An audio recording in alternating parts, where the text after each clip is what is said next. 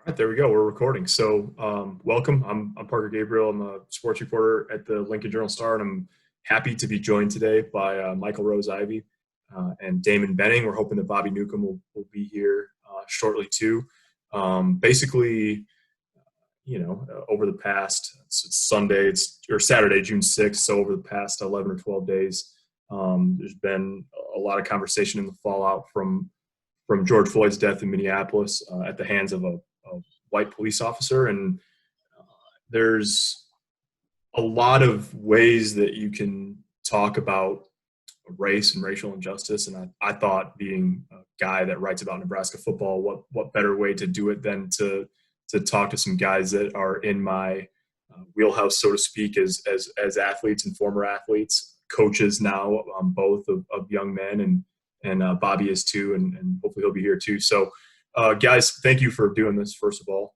Thanks for having us. Michael's down in Kansas City. He's a defensive coordinator at Lincoln College Prep there. Damon is in Omaha, radio host, obviously, coaching at Omaha North. And so thanks for doing this. I guess I don't really mind where the conversation goes.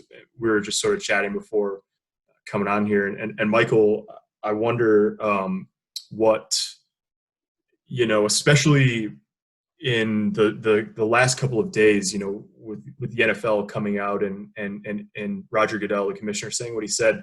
I'm curious, your impression of that, but also given, the stance that you took in 2016, like, what did it feel like to see someone address that almost directly? Didn't mention Colin Kaepernick, obviously, but to have someone like the NFL commissioner say what he said. I'm gonna be honest. I didn't even listen to the whole thing. I saw the headline and it was one of those things like, I think too many. I mean, we're looking at. I don't think a lot of people are looking at the lives that could have been saved. From that point in time to the time now. And I think it's just something that I'm glad he did. I'm glad the NFL players are starting to come out and say more about, police brutality, things that are going on with, towards them, in their communities, and even in the locker room or on the field or whatnot. I think that's important. But I think, like you said, I think there needs to be a direct apology towards Colin Kaepernick and the way he was, treated as far as, with his employment opportunities, treated as far as how the owners, they may have the, comments about, what he was doing as disrespectful towards the anthem, things like that, even the other players. I just think the NFL, they have, earned the responsibility to make a direct apology to Colin Kaepernick. And obviously everything moving forward, their true intentions that will show with their actions. But I think you got to definitely revisit that, because that's something that every time the NFL can put out any type of material that says their support, people are going to, question why have they came back and reconciled with Colin Kaepernick. So I think that's something that just should be addressed. But I think it's a good step forward. Like I was talking with DB. I mean, at some point we do all got to, not say hindsight is 2020. We gotta address those things in the past, but we also got to make sure that the steps we're taking are unified and we're on the same accord on what is the goal. Yeah, Damon. So one of the things that I thought was that I wondered about,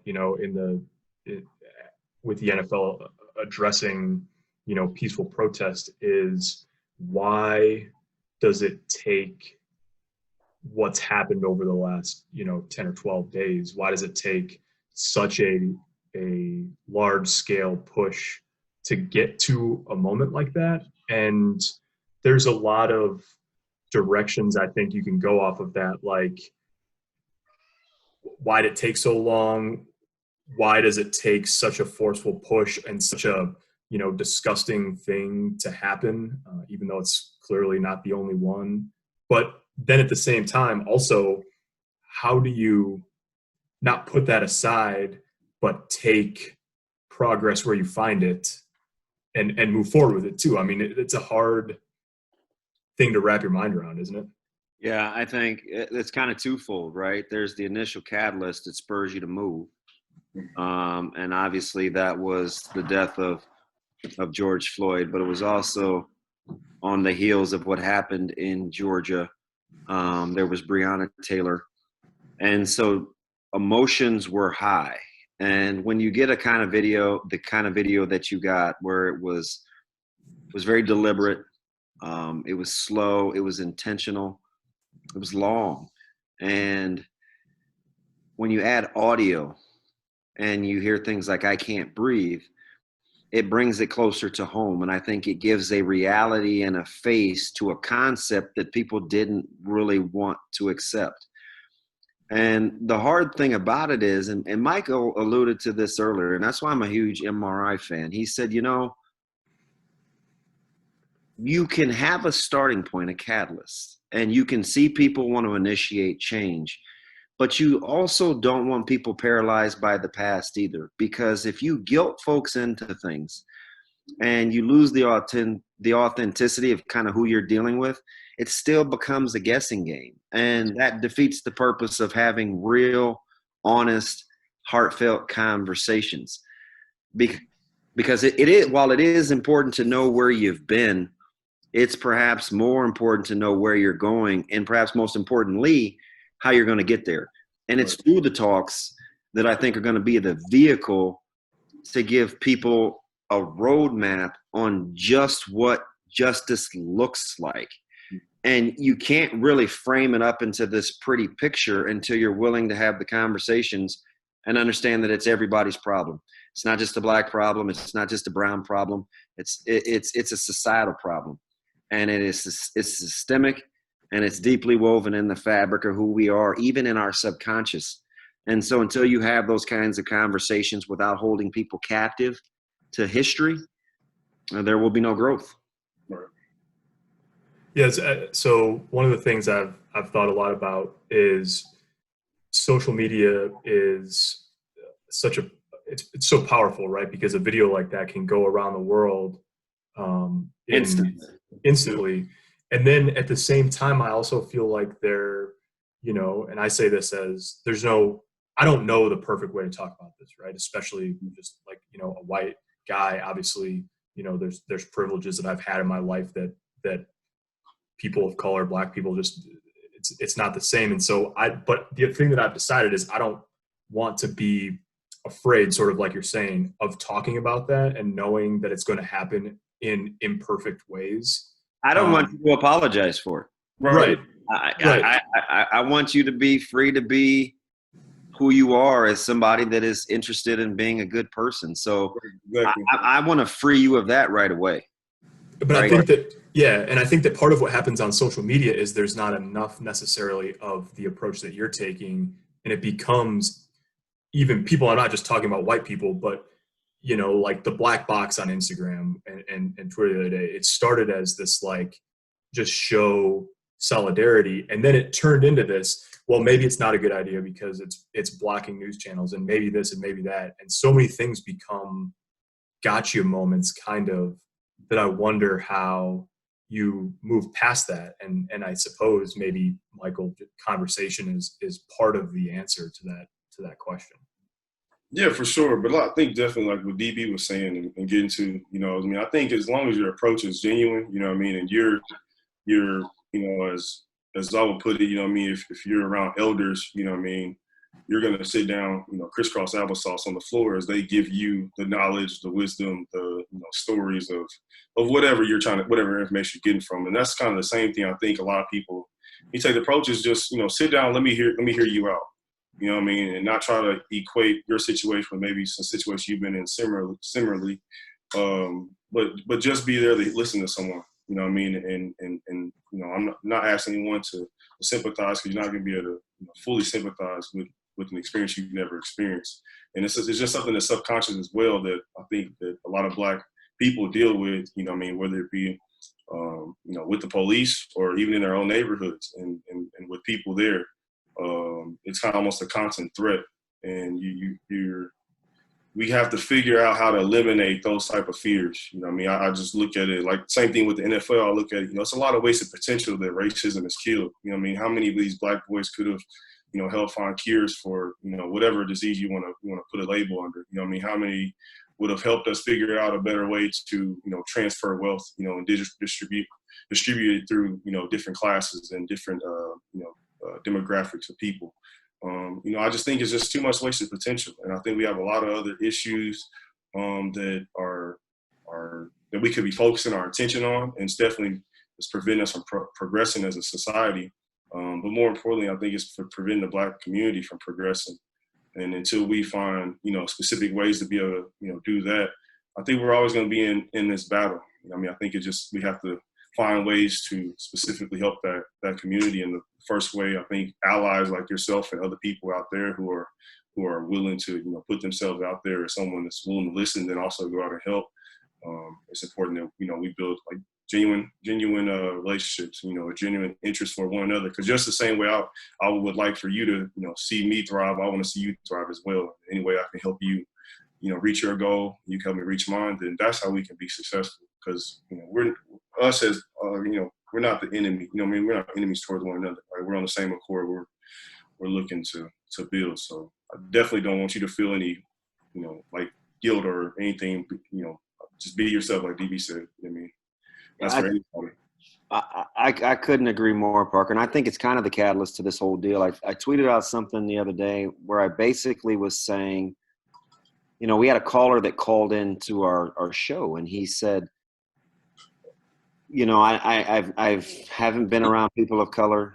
I don't really have any friends that are of color. I don't really know why that is, but it's just the sphere that I've been in. And he said, I genuinely feel bad for not doing more, for sitting on the sidelines. And he said, is it okay for me to apologize for being complicit with my silence?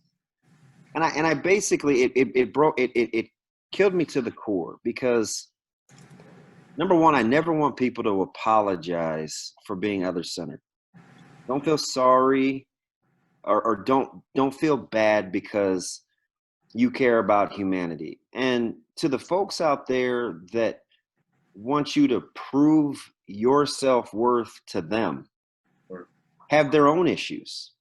And I'll be really, really glad when we get to the point where when we allow people, it's just really what MRI said, when you're freed up to be who you've been called to be, and we don't judge you on that to validate our own personal feelings, yep, we can move the ball, because all it eventually really ends up doing, Parker, is validating our own insecurities, whether they're our own or they're perpetuated by someone else. You just have to figure you out first. And it goes both ways. It's not even for you, the giver of the information, that wants everybody to do better. It can be me as the recipient that's saying, I wonder what his motives are. Or, yeah, it's convenient now. See, the minute that I start doing that, there are these subconscious blockers emotionally that don't allow me to really hold your hand, to come alongside you. And so it's twofold. You've got to be free to be who you've been called to be. And we, as individuals, have to be free to allow people to evolve. It can't always fit into our box. Because if we operate like that, we'll continue to be guilty of what it is that we're fighting against. Right. Yeah, it's interesting. And I hate to just sort of like hit on the things that if you turn on CNN, you know, you're going to see all about, but everybody or a lot of people that follow sports have seen what Drew Brees said, you know, doubling down on his stance about the flag and then coming back on it and then addressing Donald Trump specifically about it. And there's this want to instantly judge whether he is sincere in that or not. And I don't want to say it's a chilling effect. I mean, people who, you know, you can get what you deserve, you know, in terms of backlash or criticism. But I also think that, or at least earned. None of us really have gotten what we deserve. You earned. But I don't want what I've deserved, because I certainly don't want God turning me over to myself. Right. Yeah, right. But I also wonder, like, if there's just um, it's messy, right? Like, there's no clean way. There's no handbook on it. You know, what I Right. mean, there's no Yeah. handbook or guide to really, show us exactly the way to do it. I'll say this about the Drew Brees thing. I think it's definitely validated to question it, but I think it's not okay to completely close it off. You know what I mean? Obviously, I think you especially when you get kind of a quick back and forth, you always got to ask, well, what changed? You know what I mean? And obviously he has spoken to several members of his team and some people within the community down there in New Orleans. And I thought, initially, like I said, my thoughts on when he initially came out, I said, dang, it's like a cringe moment. You know what I mean? This is obviously not what it's about, and never was or never will be. And then kind of coming back, and apologizing, and then doing what he did, calling out, Donald Trump. I honestly, when he did that, I was like, okay, maybe this is legit. But like we talked about, DB, it's all going to be about action. You know what I mean? When we get it back to whatever normal is for our society, what does that action look like? There's a lot of money and donating going around, which is good. But again, I think when you've been in a system that has done things specifically to, devalue, Black Americans' lives, and then also, removed abilities to progress through education, through finances and things of that nature. You have to have specific policies, specific things that are going to directly impact that community to help them get to a level that is, of equal to all other parties in America. You have to be intentional with your methodology, right? For sure. You just don't practice random exercises and not know what the end game is. Right. That's Go ahead, Mike. No. I was just going to say, I just think curious. there's structure. I think there's got to be some structure in that, and I'm not saying that all the Black people have to come together and say this is exactly the one, because it's going to look different in different communities. You know what I mean? So it has to be individualized with our local politicians and officials in our communities, to allow us to find avenues to open that up for us. You know what I mean? Because at the end of the day, right, if we're all Americans, if the Black community is thriving, then America is thriving. You know what I mean? And I think, like I said, the wasted potential on a lot of these problems, even within the Black community, you know what I mean? It's a lot of wasted potential that goes on just because of these small conflicts, you know what I mean, that have a larger impact. Parker, I found myself, I had an aha moment. And Michael, I don't know if this was you or Parker, maybe even you, where it was today's Saturday. So Thursday I was driving and I saw a car with bumper stickers. And one of the bumper stickers was the American flag. Mm-hmm. And now this is me, somebody that's supposed to be educated, somebody that's supposed to have wherewithal and be smart and all of these other things. You know what I found myself doing immediately is judging the driver of that vehicle based on the fact that they were proud of the American flag. Right. Because I've somehow succumbed to the American flag being anti or different than what my ideology is. Right. And I don't know how that happened. I don't know if it was, and I should know better, because I've been one of those people that said, why would making America great again have to be anything different than what I want as an individual? Right. So why does MAGA have to be different than what I want? Like, where did I allow myself to be duped that one was different than the other? And maybe that's the perpetuators of the information or the message of MAGA, but I'm still the one that controls the intake. Right. If it's garbage in, garbage out, I'm the filter right away. Right. I should have been able somewhere along the way to say, now why has the flag become so polarizing? Right. Because the question behind that is the answer to why whatever side or hill you want to die on with regards to what Drew Brees said. The flag for him represented this symbolism of respect and freedom. He did not want respect and freedom, as he viewed it, disrespected. Right. the flag to other people represents the atrocities that are anti-freedom, given what the guise of that flag was supposed to represent. Yeah. So it makes you feel a certain way when you see it, depending on what it means to you in terms of the symbolism. Right. So the only safe way to play it is to not make it about the flag. Right. Because I can't tell Drew Brees, hey, you're wrong for thinking that is disrespectful. That's his perception. Right. It's like he can't tell me that it's wrong that when you say land of the free and home of the brave, it's free and brave up to a point. Right. So you have to forgive me if I'm not all in on that symbolism. That's really the discussion. Yeah, that's perfect. That's perfectly put right there. Right? And it's going to make people uncomfortable to have it. Like, why is it different for you than it's different for me? Right. Oh, wait a minute. These are my experiences. These are what my experiences have dictated. I guarantee you, like, you feel some type of way, guys, the minute you see somebody in a truck or a car flying an American flag. Right. And it's not one of unity. Right. No, 99. So why is that? And where does that come from? That's what the real follow-up question should have been with regards to Drew Brees, because then maybe he would have had a better chance to explain the differences without us judging him. Because on the surface, I don't have a disagreement with how he views the flag.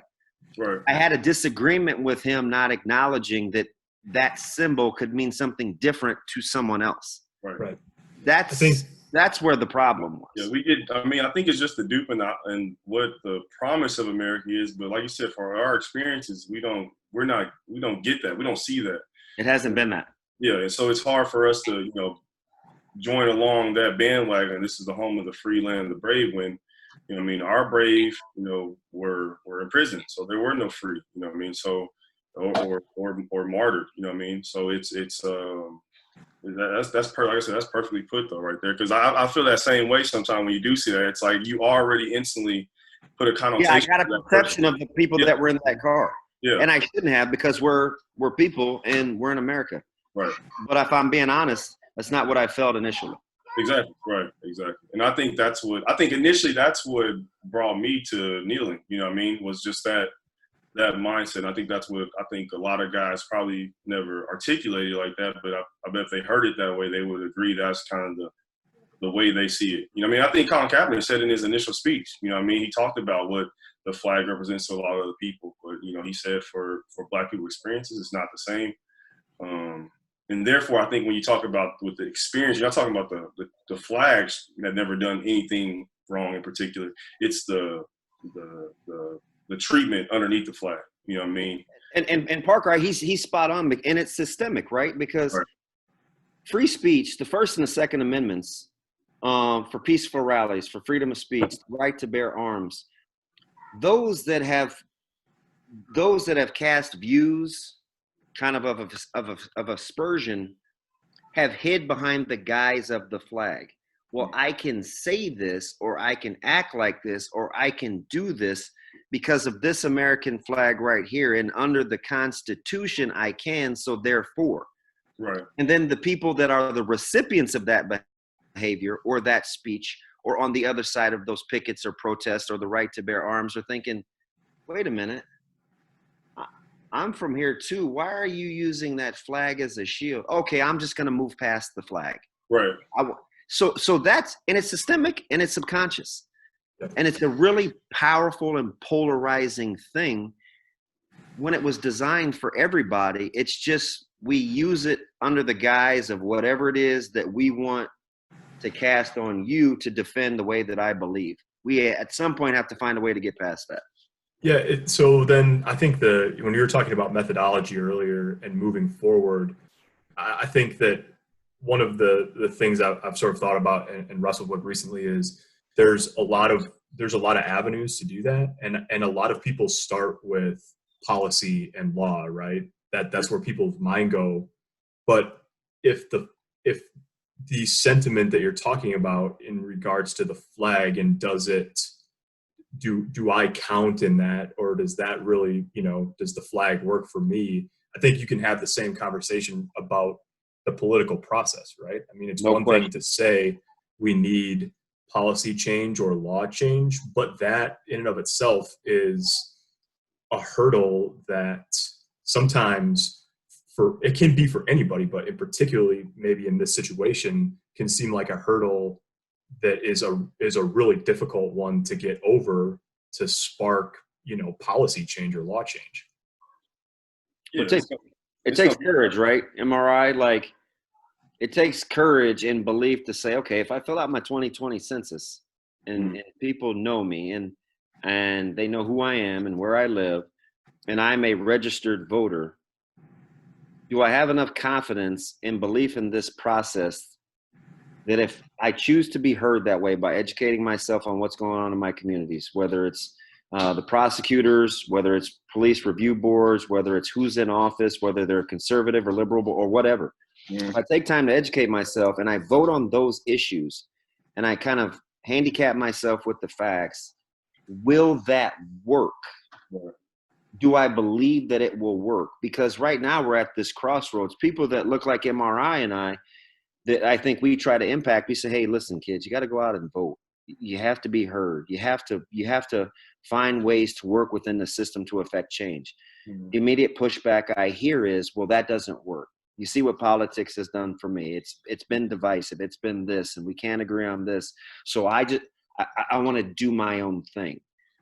And until there's a paradigm shift in terms of what's actually going to lend itself to a solution, people won't be on board with the system as it currently sits because we have to see action. Yeah. Right? I mean, that's kind of where I'm at with it. It's got to be. I mean, the policy, like I said, the policies are great, but it's going to be the people. You know, what I mean, how do we go about improving these relationships with police officers in the Black community? You know, how do we go about improving relationships with our local councilmen and councilwomen, so we know who our representatives are in our districts and things like that. I think, especially within the Black community, I think we put this big. Obviously, the presidential election is important, every 4 years, but we put this big emphasis on voting every 4 years and not looking at, okay, how many term limits are our mayors getting? You know what I mean? How many term limits are our governors getting? You know what I mean?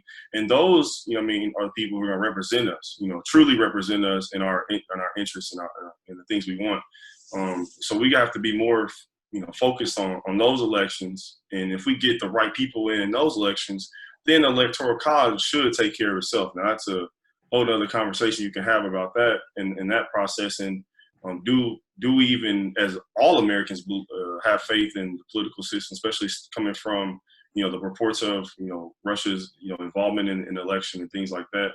Whether it's true or not. Whether it's true or not, right. It's just the seeds of discontent have already been sown, right? Right, exactly. You know what I mean? It's just another form of divisiveness. I mean, I feel like politics within itself, the labeling of left wing, right wing, Republican, Democrat, I think it's naturally divisive. The system is naturally divisive, and it almost sometimes forces people to work against really what their best interest is to fit into a certain ideology. You know what I mean? And I think we have to remove ourselves from that. It has to be issue based. You know what I mean? What do I feel is best for the community, and for everyone around us. TB, I know you've got youth tryouts and such to get the kids. Hey, you know what? I'm texting as we speak. I'm kind of negotiating rides, so I'm flexible with whatever you want to do. Okay, all right. So I think it's interesting when you're talking about politics and buckets and people feeling the need to fit into one or the other, and something that I wanted to get to, especially because of the coaching that both of you do, is you're around young people a lot, and I wonder. We might need a young person to really answer this question, or a lot of young people, but it seems that to me, as I've watched young people, demonstrating in Lincoln or in Omaha, I get the sense, and I don't know this for sure, that young people might feel less constrained to those boxes. Yeah. They're further removed. Yeah.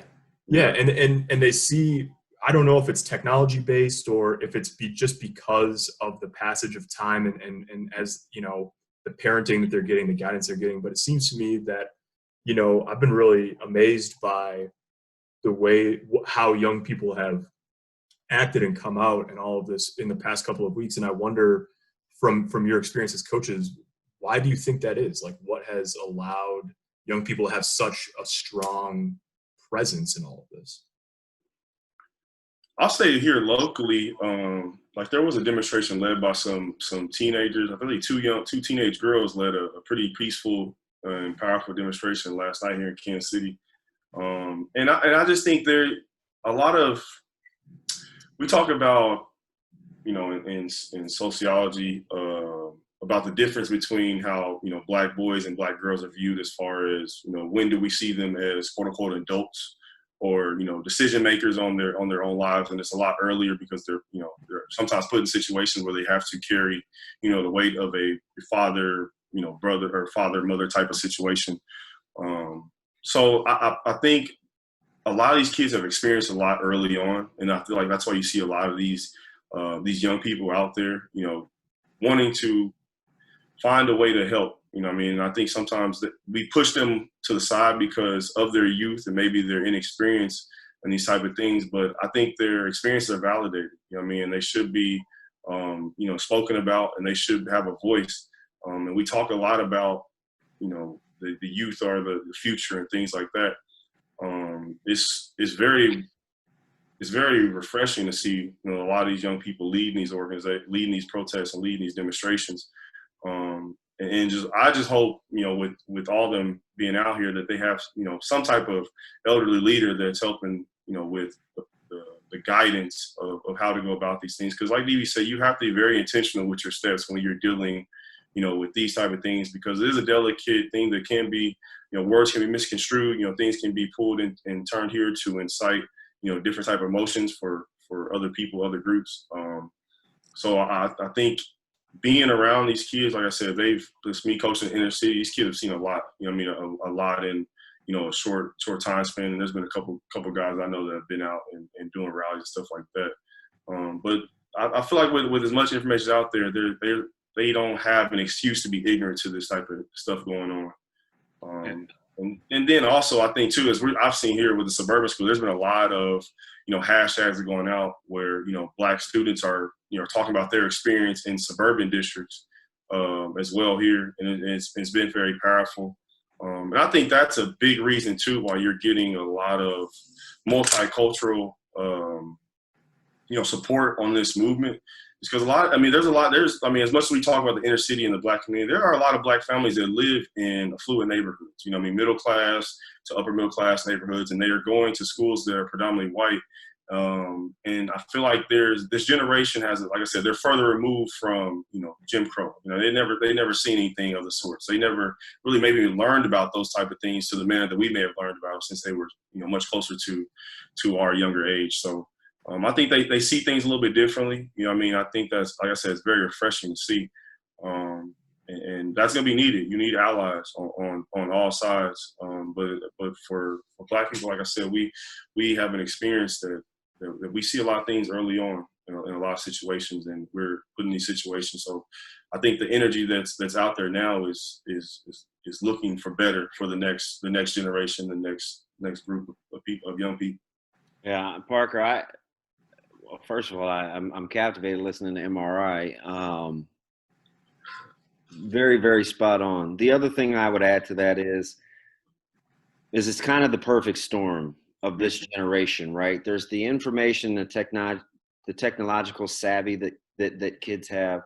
There's also now this tradition, or not tradition, this they're kind of predisposed to asking why, not taking anything for granted just because somebody said it. And there's this lack of trust. And so it can come off as obstinance, right? Like it can come off but as they're just a kid being a jerk. And somewhere along the lines, and I see this in the schools, right?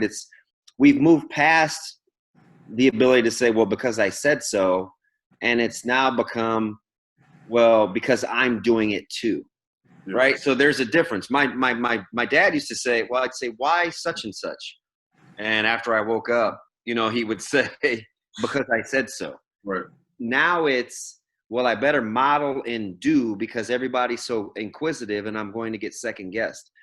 So while we've kind of dropped the ball a little bit as parents and kind of what the nucleus of the home structure looks like and allowed other people. Did he freeze on you? Yeah, he did. Have some inquisitive folks that are going to ask questions or challenge or want better. And that's where you see kind of this catalyst of self-educating. Now, it's twofold. Number one, we got to be better as parents and people that are involved in the lives of young people. If you want a desired outcome, I'll keep saying this, you have to be intentional. You have to model the behavior that you want your kids to exude.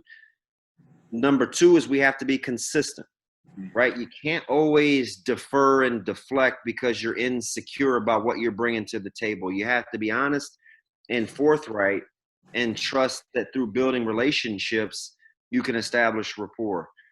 The other thing is don't be so quick to not reveal who you really are, because there's power in that. And sometimes we're worried about what people think or what our kids are going to think or what our experiences have been, that we don't trust that the bond of building relationships can kind of be the sustainer. So we kind of change who we are and we wiggle the narrative, and we don't really want to discipline because we rather be well liked, and we want to kind of show a lot of gray so we can still continue to be the cool parent. Listen, it's a lot easier to loosen up than it is to tighten up. And until we kind of understand that as people in positions to guide, you're going to continue to get what we've gotten. Right. Yeah, I think you're spot on, and I wonder, for both of you, and I know, there's obviously still a pandemic going on, and there's been limited I almost forgot workouts. Yeah, it's also the middle of the summer. That's a big part of it too. I think the energy that came out so strong when a lot of this stuff initially happened was, I think a lot of people have just been sitting in the house, you know what I mean, and really hadn't done anything. And I think it, like you said, DB, this is just the perfect storm. You know what I mean? With that stuff going on, and then you have, even during the protest of Ahmaud Arbery, you get the Breonna Taylor news. So I mean, I think it's crucial that this energy be, like we said, strategically used. You know what I mean? With the rioting, looting, it's gone down quite a bit across the country.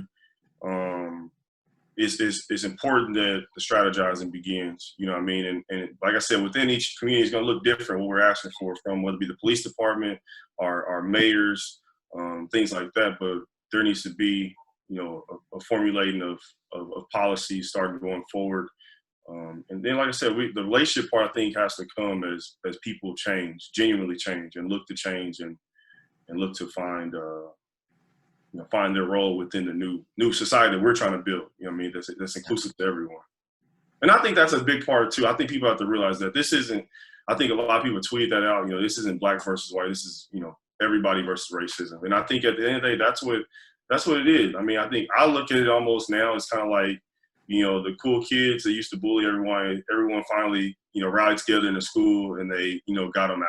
You know what I mean? Got them out of that role, got them out of position. And that's how it kind of feels like. And I hope it continues to be that.